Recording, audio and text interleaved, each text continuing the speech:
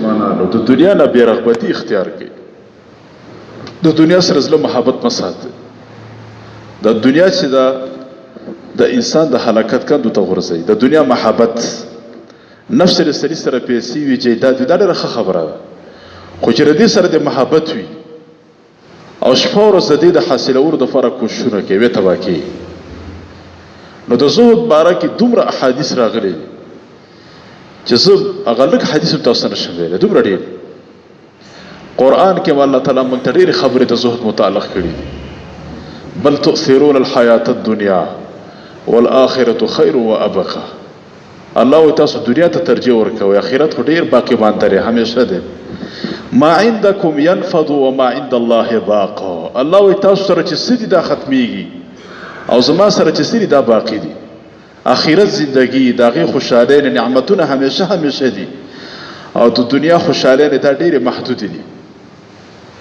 دا مختلف نعمتونه ځواني ده، مال دی، حال دی، دا څه وخته پورې بیا تا سره ختمي.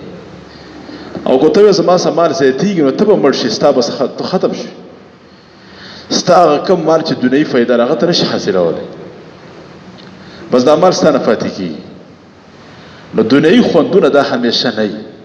د دې لپاره کوشش ډېر نه دی پکار، د آخرت لپاره کوشش ډېر پکار چې هر سړي له دا پکار چې خپل آخرت وګټي او آخرت او جنت حاصل. دا خبرې خو موږ په خولې باندې کوو، خو دا عمل کې راوستل پکار دي. نو زه به ترې زهد باره کې یو څو خبرې وکړم. یو واقعه د کتابونو لیکلې ده،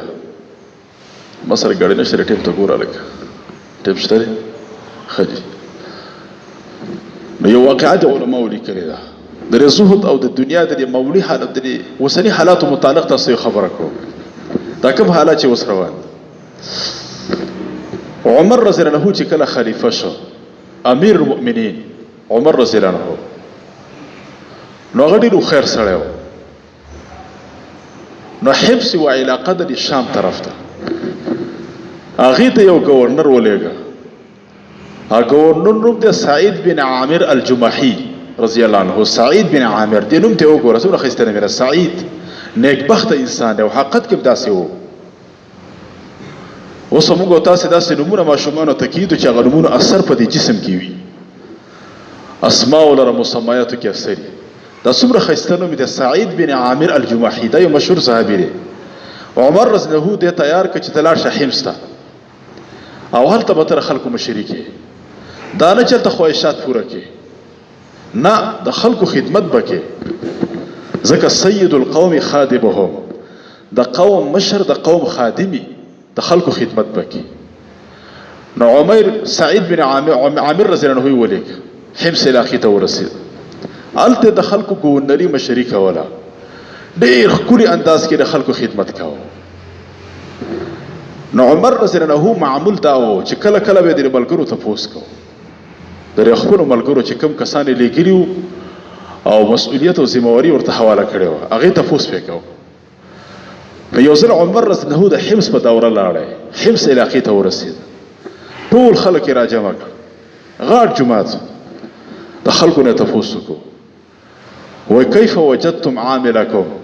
تاسو خپل عامل څنګه مونده که، عامل هم څنګه ومونده که، یعنې عامل څه ستاسو څه سره څه معامله لري، خدمت کوي که نه کوي، اصل ته راغلی پروت. نو خلکو ورته ویل چې نشکو اربعا، موږ څلور شکایت لرو په دې خپل خادم مشر باندې، په دې خپل ګورنر باندې، په خپل رئیس باندې، مسؤل باندې موږ یو څلور شکایتونه لرو. نو عمر رضی الله عنه ډېر حیران شو، داسې اوچت ناست یې ورسره. وایه څه شکایتونه لرئ، څه اعتراضات لرئ؟ اول شکایت خلکو دا وکړو، وایي دې د ورځې داسې ناوخته ټیم کې راوځي حتی یتعالی النهار، کتابونه لیکلي دا ورځ چې کله داسې ګرمه غوندې شي، یعنې له 10 بجو ټیم کې دی راوځي. حاصل دا چې 11 بجو ټیم کې ناوخته ټیم کې دی راوځي دفتر ته. نو دا اعتراض خلکو ځکه وکړو دا زموږ خادم دی، پکاره چې دی وختي راوتلی او په دفتر کې ناست وي. دا زموږ دا مشر ناوخته راوځي د ورځې، هره ورځ دا معمول دی، دا کار کوي. نو عمر رضی الله عنه ډېر حیران شو. وایي بل اعتراض هم څه دی؟ وایي بل اعتراض زموږ دا دی چې زموږ دا مشر، زموږ رئیس، زموږ حاکم دا په میاشت کې یوه چوټي کوي او دا ته موږ له خدمت له رالیږلی چې ټوله دې نه ده رالیږلې چې خوبونه کوي،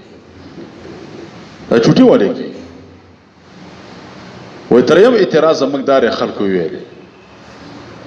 چې د شپې چې موږ کوم خدمت راشي نو د شپې موږ ته جواب نه راکړي موږ ته ور ټک ټکو جواب نه راځي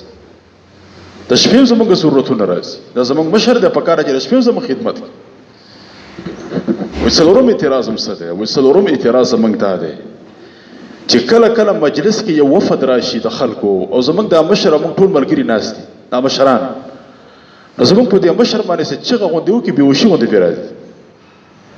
وای خلک به د لیوني ګمانو کې ستاسو د رئیس او حاکم او ګورنر لیونی دی دا ولې چغې وای دا ولې داسې جاړي او بېهوشي غوندې پرې راځي وای دا څلور مسلې دي په ده کې خلکو پې څلور اعتراضات نو عمر رضی الله ته متوجه شي یا الله ما په د خپل ګورنر باندې ښه ګمان و یا الله په د خپل ګمان کې ما صادقه وښېده وه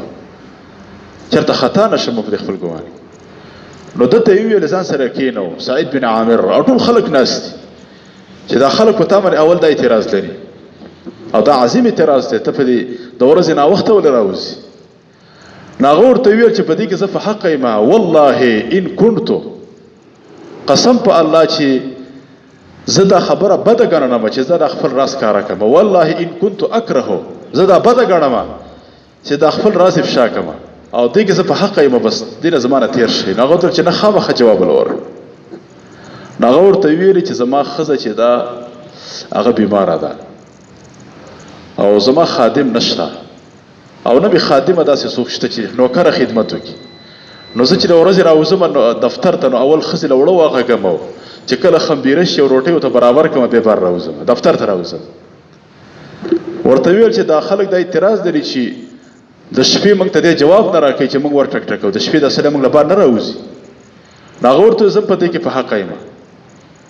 چې زه دا خپل راز افشا کړم نو هغه وایي خامخا ووایه اوس ضرورت دی دا خلک د باندې اعتراض دی نو هغه ورته وویلې چې ان كنت جعلت النهار للخلق یا للناس و چرته ما دا ورځ چې دا خلکو ته ورکړې ده نو جعلت الليل لله عز وجل ما دا شپه الله ته وقف کړې ده یعنی دا ورځ مې د خلکو خدمت ته وقف کړې ده شپه مې الله ته ورکړې ده زه د شپې د الله بندګي کوم د شپې زه بار چاته نه راوځم وایي دریم اعتراض زمانې خلک دا لري چې په میاشت کې چوټي ولې کې نو هغه ورته وویل چې زه په دې کار کې په حقه یم وایي زه ووایه جواب وکړه وایي زما دا یو جوړه کفړې دي وایي چې زه وینځم هغې ته په انتظار یم حتی چې کله وچې شي دا پخوا خو ډېرې ګرمې غټې غټې کفړې هم خلکو کولې په لاس جوړېدل وایي چې کله وچې شي او ښې برابر شي نو هغې پوډه ډېر ټیم پې لګي ځکه ورځ چوټي رانه ځکه راځي وایي بله جوړه نه لرم چې بدل کې وایګوندم هغه دا بدل کړم او هغه واچوم وایي څلورم اعتراض زمانې خلک دا لري چې تا باندې د بېهوشي ولې راځي جاړې ولې په مجلس کې کله کله نو ده ورته قصه وکړله چې کله خبیب رضی الله عنه خلکو شهیداوه وایي زه ولاړم هغه ځای کې وایي خلکو ورته وویل ته دا ووایه چې ستا په ځای رسول الله یو ته د خپل کور کې د خپلې ښځې سره ناست قسم وکړو چې زه دا نشم برداشت کولی چې زما خپو کې ازغې قدرې لاړ شي او رسول الله سلم ته څوک تکلیف ورسي یعنې د رسول الله سلم خپو کې ازغې زه نشم برداشت کولی او زه په خپل کور کې د خپلې ښځې سره ناست یم و دې وخت کې دې خلکو اوچت کو حتی چې دې پانسي کو او داسې خیرې هم کړې وي او څه اشعار هم ویلي مشهوره قصه ده وایي دغه حالت زما یادېږي دغه واقعه او زه هغه ټیم کې موجوده موضوع مشرک ما ایمان نه و راوړی وایي ما له په دې جړا راځي چېرته الله تعالی ما په دې راونه نیسي چې تا زما له دې بنده او د دې ولي امداد ولې نه کوو چې خلکو راسمړه او خلکو شهید کوو او ته ولاړ وي وایي په دې ما له جړا راځي وایي دا حالت باندې ځکه توارې کېږي بیا عمر رضی الله ده ته څه پیسې ولېږلې ډېرې زیاتې پیسې نو دی خپل هم ډېر محتاج و ځکه یو جوړه کپړې لري خادم نه لري ډېر غریب و وایي دا ډېر خفه شو بعضې تاریخ کتابونه لیکلي ویې ژړلې وایي ښځې ورته چې ولې څه حادثه راغلې ده مسلمانانو شکست چېرته خوړلی و چې نه امیر المؤمنین شی و چې نه غټه حادثه راغلې ده څه دنیا کور ته راغلې ده پیسې کور ته راغلې نو دا بیا رسې کار وکړو چې ښځې ویل دا خو وړه خبره ده د علاج هم اسان علاج یې دی ټیم پوره دی